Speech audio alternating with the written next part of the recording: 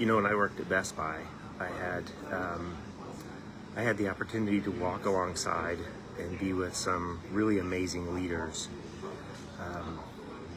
and I really felt like my role in a lot of times, in a lot of cases, was to just encourage them to see the kinds of things that they were doing right, and let them know that I noticed, let them know that I appreciated what they were doing. And when there were times when I didn't understand something, I had the opportunity to ask them about it.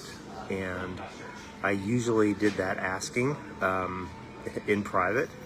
I usually did that kind of challenge when we were alone, when we had time just kind of one-on-one to really understand. And one of the things that I learned very quickly in working with all of those different leaders is the best leaders were the ones who like, the word that we use in the church is equip. I don't know that we use that word, but the best leaders were always the kind of people who equipped me, who challenged me, who encouraged me to think for myself, who gave me tools rather than just doing things for me, but they gave me tools, they challenged me,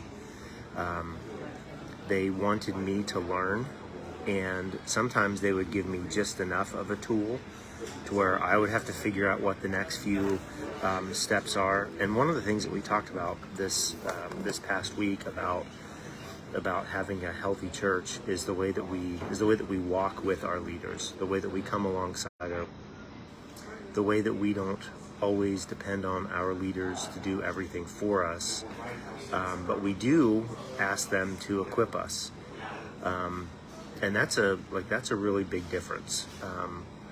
The verse that we normally think of along those lines is from Ephesians chapter 4, where the role of leaders is to equip the body. And I think this is a pretty challenging thing, but it really is a biblical thing. The role of a biblical leader is to equip the church to do the things that they need to be doing. And then for those leaders to take seriously their responsibility to equip. We get this from 1 Peter 5. As a fellow elder, I appeal to you, care for the flock that God has entrusted to you. Watch over it willingly, not grudgingly, not for what you will get out of it, but because you're eager to serve God. Don't lord it over the people assigned to your care, but lead them by your own good example.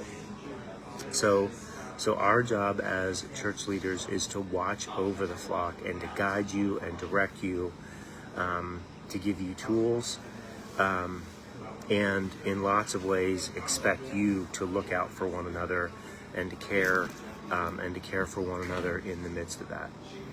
So what I would encourage you to do is if there is someone in your life, maybe they're a church leader, maybe it's someone that you've worked for in the past that really meant a lot to you, I would encourage you to just reach out to that person this week and thank them for what they've done. Thank them for the way that they've led you and encouraged you and guided you, especially in your relationship with Christ.